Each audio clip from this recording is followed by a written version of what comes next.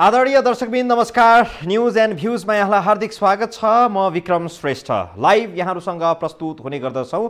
खास न्यूजमाथिको भ्यूज प्रस्तुत गर्ने कार्यक्रम हो न्यूज एन्ड भ्यूज।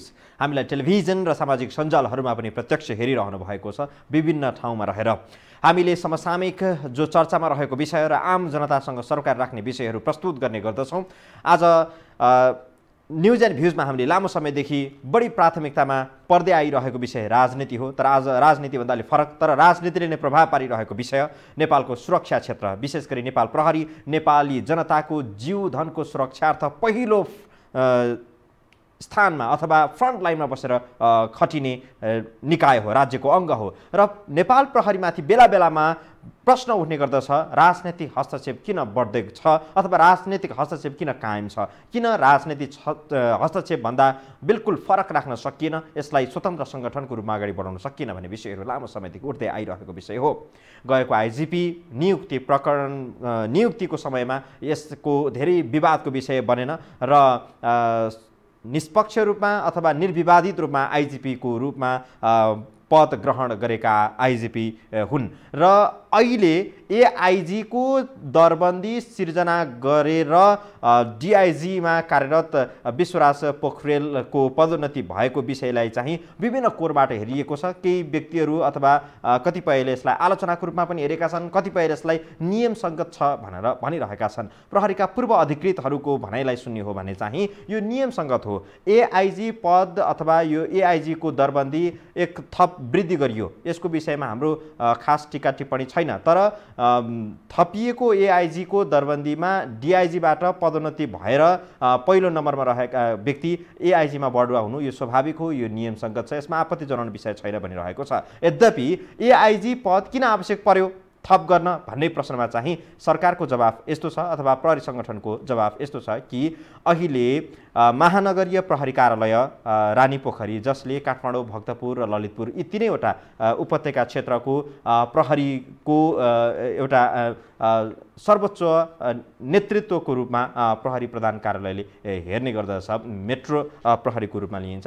र महानगरीय प्रहरी कार्यालयमा अहिले डिआइजी नेतृत्व अथवा डिआइजी तहको प्रहरीले प्रहरी अधिकृतले यसको नेतृत्व गरिरहेको छ। यसमा एआइजी पद बढुवा गर्दाखेरि यसले अझ यो कार्य जिम्मेवारी सम्हाल्दाखेरि अथवा यो काम गर्दाखेरि यसले थप गतिशीलता प्राप्त गर्दछ भन्ने प्रहरी सङ्गठनको अथवा सरकारको भनाइ छ, दाबी छ। त्यस हिसाबले यो पदोन्नति गरियो, दरबन्दी थपियो र पदोन्नति गरियो भन्ने विषय छ। यद्यपि यसपछि यस सँगसँगै उठेका विभिन्न टिका टिप्पणी, आलोचना र यो नियमसङ्गत छ भन्ने यी विभिन्न धारणाहरूको बिचमा आज न्युज एन्ड भ्यूज यहाँहरूसँग प्रस्तुत गर्दैछौँ। सुरुमा नियमसङ्गत के कारण छ, के कारण यो विवाद रहित हुनुपर्ने हो भन्ने विषयमा प्रहरी अधिकृतहरूको भनाइलाई सापट्टि लिएर अथवा उहाँहरूको भनाइलाई समेत कोड गरेर तयार पारिएको यो भिडियो रिपोर्ट छ। दर्शकबिन यो यहाँहरूसँग प्रस्तुत गर्छौँ, त्यसपछि बाँकी विषय थप मसिनो गरी केलाउने र प्रस्तुत गर्ने हामी जमर्को गर्नेछौँ।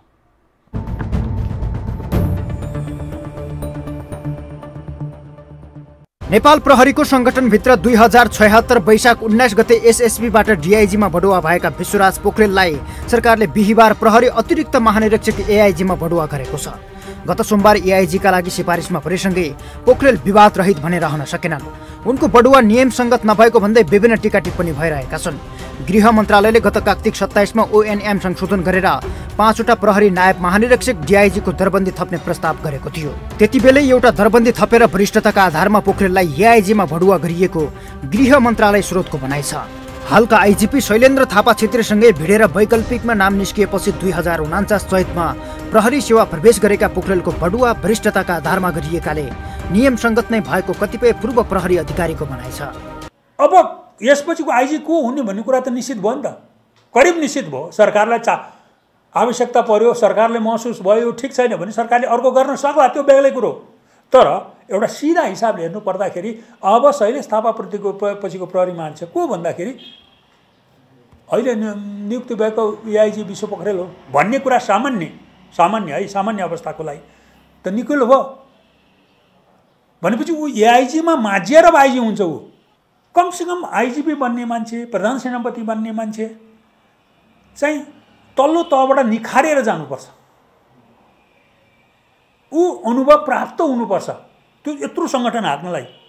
आइजिपी पद भने सानो पद होइन। आइजिपी पद भने होस् सरकारको लागि एउटा सामान ऊ होला। तर आइजिपीको रोल यदि धेरै छ, आइजिपीको काम यदि धेरै छ यो नेपालमा, पुलिसको काम। कतिपयले उप प्रधानमन्त्री ईश्वर पोखरेलसँग पारिवारिक नाता रहेका कारण उनको संरक्षणमा पोखरेलको आइजिपी बन्ने ढोका खुल्दै गएको आलोचना गरिरहेका छन्। तर पूर्व प्रहरी अधिकारीहरूले उनको पद उन्नतिमा प्रभाव र संरक्षणको गन्ध नदेखिएको बताउँछन्। 2049 सालमा रत्न शमशेर जबरालाई पाखा लगाएर मोतीलाल बोहरालाई प्रमुख बनाउन प्रहरी नियमावली संशोधन गरी 30 वर्षीय सेवा अवधिको प्रावधान ल्याइएपछि प्रहरी संगठनको जिम्मेवारी पटक पटक विवादमा पर्दै आएको छ। नेपाल प्रहरीमा अहिले रहेको 30 वर्षीय सेवा अवधिको प्रावधान कायमै रहे हालका आइजिपी शैलेन्द्र थापा छेत्री 2079 वैशाख 19 मा अवकाश पाउनेछन्। त्यसपछिको अवस्था सामान्य नै रहे पोखरेल महानिरीक्षकको एक्ला हकदार बन्नेछन्। एआइजीको दरबन्दी थप गरी पोखरेलको बढुवा भएका कारण एक्लो दरबन्दी किन थपियो भन्ने विषयमा भने प्रश्न उठेको छ। यद्यपि डिआइजी प्रमुख रहँदै आएको महानगरीय प्रहरी कार्यालय रानीपोखरीमा एआइजी प्रमुख राख्ने व्यवस्थाका लागि यसअघि नै छलफल हुँदै आएको थियो। यस विषयमा पूर्व अधिकृतहरू भने नथप्नुपर्ने दरबन्दी थपिसकेपछि सरकारले त्यसको औचित्य पुष्टि गर्नुपर्ने बताउँछन्। अब यसले के गर्यो भने अब सरकारले इमिडिएटली के भन्नु पर्यो भने जस्टिफाई गरिदिनु पर्यो कि हामीले यो कारणले गर्दाखेरि हामीले चाहिँ यो चाहिँ एआइजी दरबन्दी थप गरे हो र अब यो एआइजी थप गर्नु पछाडि अब यदि सरकारले यसलाई मेट्रोपोलिटन पुलिसको रूपमा कमिसनरी राइटहरू चाहिँ यो ल्याएर चाहिँ उ गरेन भने यो अझ बढी विवादास्पद हुन्छ र यसले सङ्गठनलाई राम्रो गर्दैन। अब यसलाई सुधार्ने हो भने अब इमिडिएटली चाहिँ मेट्रोपोलिटन पुलिसलाई चाहिँ कसरी परिचालन गर्ने, यसलाई दिनुपर्ने चाहिँ सर्टेन कानुनी अधिकारहरू छन्, त्यो अधिकारहरूलाई चाहिँ समेत कर्तव्य र अधिकारहरूलाई सुनिश्चितता गरेर चाहिँ एउटा छुट्टै कानुनको परिकल्पना गरेर यसलाई व्यवस्थित गर्ने हो भने यो आलोचनाबाट फेरि मुक्त हुन्छ र सङ्गठनले चाहिँ एउटा स्वरूप धारण गर्छ। नेपाल प्रहरीको सङ्गठनभित्र हाल 80,000 को हाराहारीमा जनशक्ति कार्यरत छ। यो सङ्गठन हाक्नका लागि असाधारण क्षमता राख्ने नेतृत्वको आवश्यकता रहेको सुरक्षा विज्ञको तर्क छ। यो हो टेलिभिजनका लागि क्यामेरामा सुरज श्रेष्ठका साथमा सन्तोष विकी थापा, काठमाडौँ।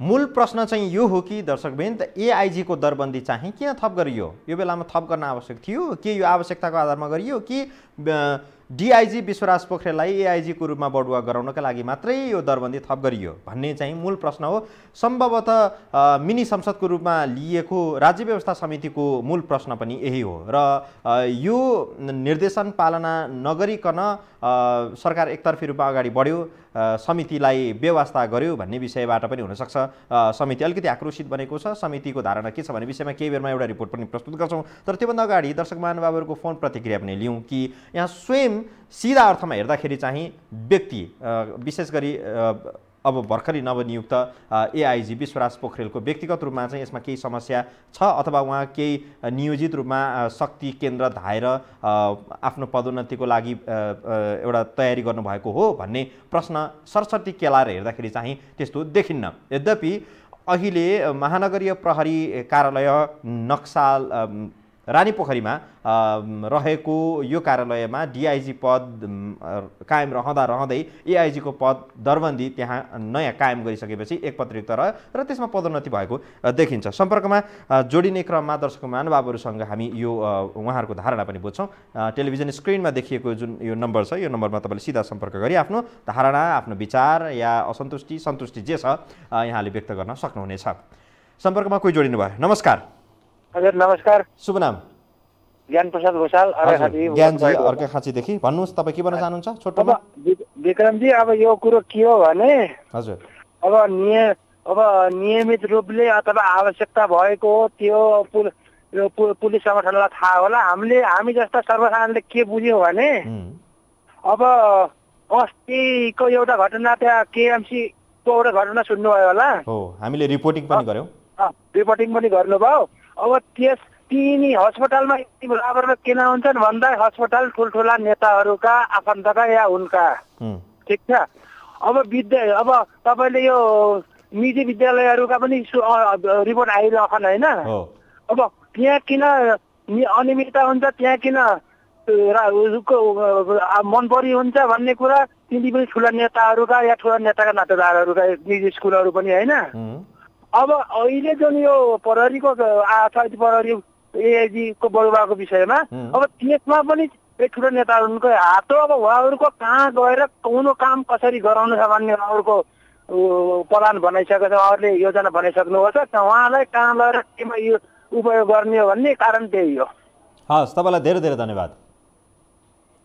हामी न्युज एन्ड भिजमा छौँ। विषय नेपाल प्रहरी सङ्गठनको कुरा हो र अहिले यसको नेतृत्व शैलेश थापा छेत्रीले गरिरहनु भएको छ र उहाँले यो नेतृत्व सम्हाल्दै गर्दाखेरि करिब अब 1.5 वर्ष उहाँको पदावधि बाँकी छ उमेर हदको कारणले गर्दाखेरि पनि। र यो 1.5 वर्षको समय उहाँले पार गरिसकेपछि त्यसपछिको प्रहरीको नेतृत्व कसको हातमा जान्छ भन्ने कुरा चाहिँ लगभग निश्चित भयो। विश्वराज पोखरेल जो एआइजीमा बढुवा हुनुभयो, नम्बरिङको आधारमा अथवा उहाँको कार्य सम्पादन मूल्याङ्कनको आधारमा अरू जे कारणले होस् उहाँको पदोन्नति त भयो, तर अब उहाँ पदोन्नति भइसकेपछि हरेक दृष्टिबाट कार्य सम्पादन मूल्याङ्कन अथवा उमेर समयावधि पदावधि यी सबै दृष्टिले हेर्दाखेरि चाहिँ उहाँ अब भावी आइजिपीको रूपमा चाहिँ प्रष्ट रूपमा देखिनु भएको छ विश्वराज पोखरेल। अब शैलेश थापा छेत्री उहाँ रिटायर्ड भएर अवकाश प्राप्त भएर उहाँ घर फर्किँदै गर्दाखेरि अब त्यो कुर्सीमा अथवा प्रहरीको नेतृत्वको रूपमा चाहिँ विश्वराज पोखरेल लगभग उहाँले त्यो नेतृत्व सम्हाल्ने चाहिँ लगभग निश्चित भइसकेको छ। अहिलेको परिस्थिति हेर्ने हो भने यो निश्चित प्राय हो। न्युज एन्ड भिजमा छौँ, सम्पर्कमा कोही जोडिनु भयो। नमस्कार। नमस्कार। हेलो, नमस्कार सर। शुभ नाम? मेरो कृष्ण प्रसाद काफ्ले हो। कृष्णजी कहाँदेखि? म भरतपुर 4बाट चितवनबाट। हजुर, के भन्न चाहनुहुन्छ? मलाई चाहिँ के लाग्छ भने यो प्रहरीको जस्तो दरबन्दी चाहिँ थप्दै जाने अनि त्यो प्रहरीभित्र सङ्गठनभित्र चाहिँ सुधार नगर्ने अनि त्यो लामा पृथ्वीनारायण शाहका पालादेखि 303 राइफल दिने अनि तिनीहरूलाई चाहिँ प्रहरीलाई सक्षम बनाउने, निष्पक्ष प्रमोसनमा पनि निष्पक्ष बनाउने, सक्षम। जाडो आछ, एउटा प्रहरीलाई एउटा ज्याकेट छैन, ड्युटी बसेछ बिचरा। त्यो एउटा प्रहरी रोडमा ड्युटी बसेछ, बिहानदेखि बेलुकासम्म उसलाई खाना पिना दाना पानी केही व्यवस्था छैन। त्यो भएर दरबन्दी थप्दै जाने र प्रहरीमा सुधार नगर्ने हो भने दरबन्दी त थपिदियो भने अब 5 लाख 10 लाख प्रहरी बनाउने अनि तिनीहरूलाई खानी भाँडो ठुला टाउकेहरूलाई। तर सिपाहीको तल्लो दर्जाको हेर्न पर्यो नि त, तल्लो दर्जालाई कति दुःख छ, के छ, तिरमर्का छ, जाडो आछ, तिनीहरूले जाडोमा लाउने ड्युटीमा लाउने ज्याकेट पाएको छ कि पाएको छैन, मोजा पाएको छ कि पाएको छैन, बुट पाएको छ कि पाएको छैन, रासन पानी कस्तो खाछ, दुःख बिमार कस्तो छ, उसको फ्यामिली कस्तो छ, तलब कति बुझ्छ, कति बचाउँछ, त्यो हेर्न पर्यो नि। खालि दरबन्दी थप्ने हो। यो दरबन्दी थपेर निष्पक्ष दरबन्दी थपेर राम्रो प्रहरी सङ्गठनभित्र राम्रो सुधार गरेर जनताले चाहिँ र प्रहरी छ भनेर जनताले ढुक्कसित सुत्न पाउनु पर्यो र जनताले चाहिँ अब जनताले कर तिरेको पैसाले सही ठाउँमा सदुपयोग हुन पर्यो। नेताको लागि चाहिँ दरबन्दी थप्दै प्रहरी बढाउँदै त्यो गरेर काम छैन कि प्रहरीभित्र निष्पक्ष हुन पर्यो र एउटा सिपाहीले चाहिँ आरामले उसले चाहिँ जिउन सक्ने तलब चाहिँ सिपाहीलाई हुन पर्यो। हस् कृष्णजी, तपाईँलाई धेरै धेरै धन्यवाद। मार्मिक प्रश्नहरू सहितको त्यो संशय यहाँले प्रस्तुत गर्नुभयो र प्रहरीभित्रको थुप्रै विकृतिहरू छ, धेरै व्यथितिहरू पनि छ सङ्गठनभित्र। यो कुराहरू कतिपय अवस्थामा जागृत हुने पनि गर्दछ, कतिपय अवस्थामा यो लुप्त अवस्थामा रहन्छ। यो फौजी सङ्गठन भएको कारणले गर्दाखेरि पनि जवानहरू अथवा तल्लो दर्जामा रहेर काम गरिरहेका प्रहरी अधिकृतहरूले आफ्नो भनाइहरू अथवा आफ्ना गुनासाहरू, आफ्ना समस्याहरू प्रष्ट रूपमा भन्न नसक्ने हुँदाखेरि पनि यो समस्याहरू जिउका त्यहीँ रहिरहने र यसको समाधान नहुने पनि देखिएको छ। यद्यपि त्यसो हुँदाहुँदै पनि यसको नेतृत्वमा रहिरहेकाहरूले चाहिँ यी समस्याको समाधानहरूमा पनि केन्द्रित हुन जरुरी छ। आफ्नो सङ्गठनभित्रको तल्लो दर्जामा रहेका जवान अथवा फौजहरूको समस्याहरू के हो यसको पहिचान र समाधान गर्न ध्यान दिनुपर्छ, यो अवश्य हो। र यसो गर्नका लागि नेतृत्वमा रहेकाहरूले बढी चासो दिनुपर्ने हुन्छ। नेतृत्वमा रहेकाहरूको चासो चाहिँ सधैँ दरबन्दी थप्ने अनि उच्च तहमा आफ्नो भर्तीको लागि मात्रै अथवा आफू पुग्ने ध्याउनमा मात्रै लाग्यो भने चाहिँ त्यसले सङ्गठनको हितमा काम नगर्न सक्छ अथवा त्यो सङ्गठनको हितार्थ नहुन सक्छ। न्युज एन्ड भ्युजमा अब एउटा फोन लिन्छौँ दर्शक महानुभावहरूको, त्यसपछि एउटा रिपोर्ट प्रस्तुत गर्न चाहन्छौँ। फोनमा कोही जोडिनु भयो। नमस्कार। नमस्कार हजुर। शुभ नाम? नवराज सुवेदी। हजुर, नवराजजी कहाँदेखि? म बानेश्वरबाट। बानेश्वरबाट। हजुर, के भन्न चाहनुहुन्छ? 1 वर्ष अगाडि सरकारले चाहिँ एआइजीको दरबन्दी हटाएर 1 वर्ष पछाडि चाहिँ यो ल्याउनु भनेको आफ्ना मान्छे ल्याउनु हो र यो 2/3 बहुमतको सरकारको किस्मत हो। हस्, तपाईँलाई धेरै धेरै धन्यवाद। सठिकमा आफ्नो भनाइ राखिदिनु भयो। यसपछि रिपोर्ट प्रस्तुत गर्न चाहन्छु। विषय अघि पनि जोडाएको थिएँ दर्शकले कि राज्य व्यवस्था समिति, यसलाई संसदको एउटा मिनी संसदको रूपमा पनि लिइन्छ। प्रतिनिधि सभामा संसदले नगरेका कामहरू अथवा सांसदहरूले यी ससाना विषयहरूलाई गन्थन गर्ने, विशेष गरी बहस गर्ने र यसलाई थप सचेतना प्रदान गर्नका लागि यस्ता समितिहरूले काम गर्ने गर्दछ, जो मिनी संसदको रूपमा लिइन्छ। र राज्य व्यवस्था समितिले यो विषयलाई चासोको रूपमा हेऱ्यो र राज्य व्यवस्था समितिले के भन्यो भने आइजिपी अर्को एक दरबन्दी थप गर्नुको औचित्य के, अथवा यो आवश्यकताको आधारमा गरियो कि कुनै अमुक व्यक्तिको पदोन्नतिको लागि मात्रै गरियो भन्ने मूल प्रश्न गरेको छ। र यो प्रश्न सँगसँगै यो कार्यलाई अगाडि नबढाउनु भन्ने निर्देशन पनि दियो। यद्यपि सरकारले त्यो निर्देशनलाई आवश्यकता ठानेन अथवा त्यो महत्त्व ठानेन। यस हिसाबले सरकार एकलव्य रूपमा अगाडि बढ्यो।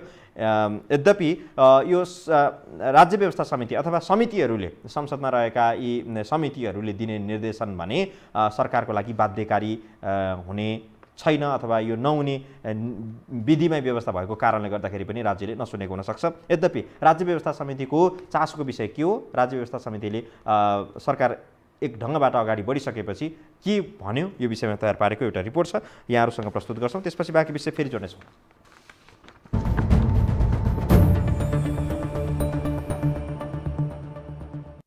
एकपछि अर्को निर्देशन अवज्ञा गर्ने क्रम बढेपछि मिनी संसद मानिएका संसदीय समितिले सरकारप्रति असन्तुष्टि जनाइरहेका छन्। तर न्यायपालिकाको आदेश समेत आलटाल गर्न खोज्ने सरकारले संसदीय समितिलाई के टेर्थ्यो? यसको पछिल्लो उदाहरण हो राज्य व्यवस्था समितिले प्रहरी अतिरिक्त महानिरीक्षक एआइजी को दरबन्दी थप गर्ने निर्णय कार्यान्वयन नगर्न दिएको निर्देशन। बुधबार दिएको निर्देशन व्यवस्था गर्दै सरकारले बिहीबार डीआईजी विश्वराज पोखरेललाई एआइजीमा बढुवा गर्यो। लगत्तै शुक्रबार सभापति शशि श्रेष्ठले जनताप्रति उत्तरदायी हुनुपर्ने सरकारले समितिका निर्देशन पालना गर्नुपर्ने प्रतिक्रिया दिएकी छिन्। आवश्यक राय सल्लाह सुझाव र निर्देशन दिने गर्दछ। त्यो राय सल्लाह सुझाव चाहिँ पालना गर्नु, त्यो दिएका निर्देशनहरू चाहिँ पालना गर्नु सरकारको दायित्व हुन्छ।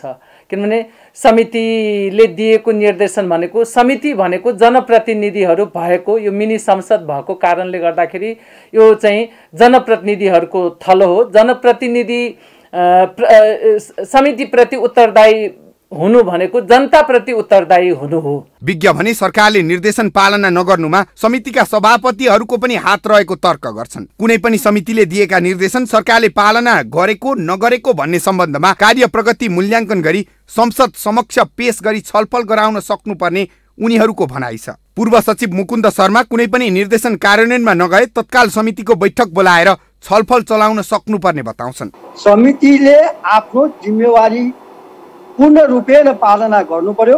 सरकारलाई दिएका निर्देशनहरू कार्यान्वयन गरेन भने सदन समक्ष लगेर सम्बन्धित मन्त्रालय, सम्बन्धित मन्त्री, सम्बन्धित प्रधानमन्त्री कोर्टको कुरा हो, त्यसलाई सदनमा छलफल गराउन सक्नुपर्छ।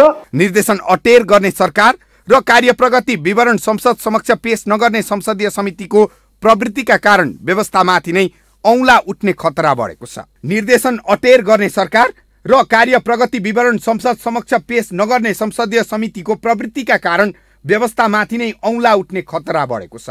निर्देशन कार्यान्वयन नहुने हो भने राज्य कोषबाट सेवा सुविधा दिई संसदीय समिति चलाइराख्नुपर्ने र पदाधिकारी पालिराख्नुपर्ने किन भन्ने प्रश्न समेत खडा भएको छ।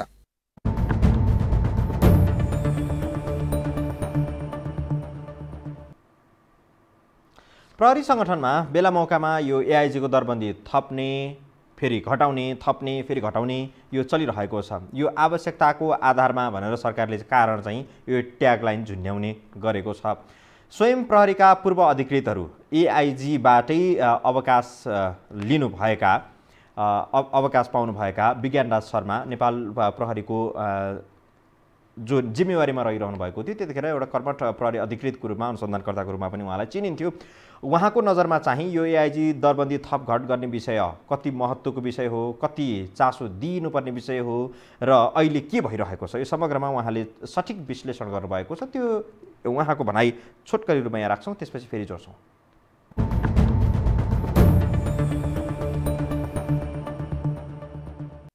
सङ्गठनलाई आवश्यक थियो भने त यतिवटा, एउटा होइन 3टा 4 5वटा भनेर माग्नु पर्थ्यो नि त सङ्गठनले वा गृह मन्त्रालयले गरेको ओएनएम सर्वेमा किन मागिएन? किन एआइजी आवश्यक थिएन र? त्यो पनि भएन, त्यो पनि न्यायोचित भएन नि। र एउटा सरकारलाई लाग्यो एकजना थप्ने भन्ने कुरामा, त्यसका पछाडिका कारण के होला मलाई थाहा छैन। हेर्नुहोस्, ती जालन पत्र पत्रिकामा कुरा भन्दा पनि त्यसको के छ त्यतातिर बेग्लै हिसाबले जाउँला। तर आर्मीमा हेर्नु के हुन्छ। आर्मीमा अब अहिले प्रभुराम शर्मा आर्मी चिफ हुने कुरा भन्ने कुरा पहिल्यै विगत 6-7 महिना अगाडिदेखि थाहा भइसकेको छ।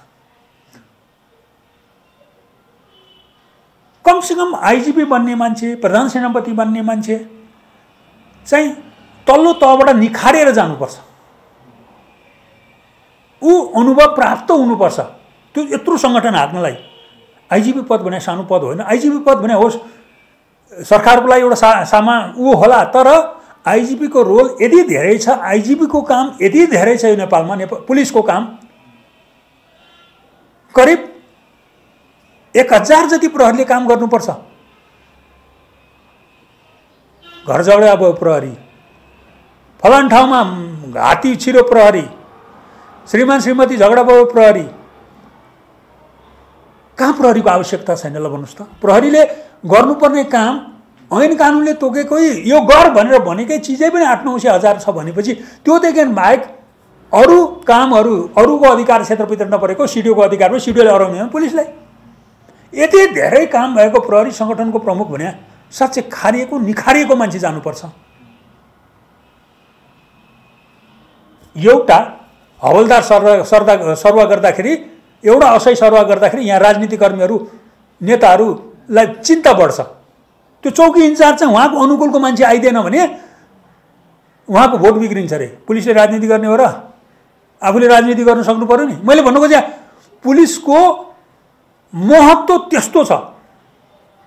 प्रहरीको महत्त्व हो, कतिपय ठाउँमा प्रहरीले दुरुपयोग गरेको छ होला, कतिपय प्रहरी सङ्गठनभित्र पनि राम्रा नराम्रा पक्ष होला नि, त्यसलाई केलाउनुपर्छ, त्यसलाई सुधार्नुपर्छ, राम्रालाई अझ अगाडि बढाउनु पर्यो, खराबलाई निमट्यान्ने पारेतिर जानुपर्छ। प्रहरी खराब सङ्गठन सदस्यहरूलाई हटाउनुपर्छ, सजाय गर्नुपर्छ, तुन छ गर्छ। हेर्नु 2046 सालपछि कुनै पनि नेपाल प्रहरी एउटा सुध्रेर आएको सङ्गठन हो। यसलाई कति गिजलियो तथापि यसले आफ्नो मूल मान्यताबाट छोडेको छैन। साँच्चै भन्नुपर्दा विगतका आइजिपीहरूले, विगतका प्रहरी अधिकृतहरूले पनि यसको सङ्गठनको मर्यादा जोगाउन धेरै प्रयास गरेका थिएन अपवाद बाहेक। अब नेपाल प्रहरीमा पनि यो बढुवाको कारणबाट अब यसपछिको आइजी को हुने भन्ने कुरा त निश्चित भयो नि त, करिब निश्चित भयो। सरकारलाई आवश्यकता पर्यो, सरकारले महसुस भयो ठिक छैन भने सरकारले अर्को गर्न सक्ला, त्यो बेग्लै कुरो। तर एउटा सिधा हिसाबले हेर्नु पर्दाखेरि अब शैलेश थापाप्रतिको पछिको प्रहरी मान्छे को भन्दाखेरि अहिले नियुक्ति भएको एआइजी विश्व पोखरेल हो भन्ने कुरा सामान्य है, सामान्य अवस्थाको लागि त निकै भयो भनेपछि ऊ एआइजीमा माझिएर आइजी हुन्छ। ऊ कमसेकम आइजिपी बन्ने मान्छे, प्रधान सेनापति बन्ने मान्छे चाहिँ तल्लो तहबाट निखारेर जानुपर्छ। ऊ अनुभव प्राप्त हुनुपर्छ। त्यो यत्रो सङ्गठन हाँक्नलाई आइजिपी पद भने सानो पद होइन। आइजिपी पद भने होस् सरकारको लागि एउटा सामा ऊ होला, तर आइजिपीको रोल यदि धेरै छ, आइजिपीको काम यदि धेरै छ यो नेपालमा, पुलिसको काम।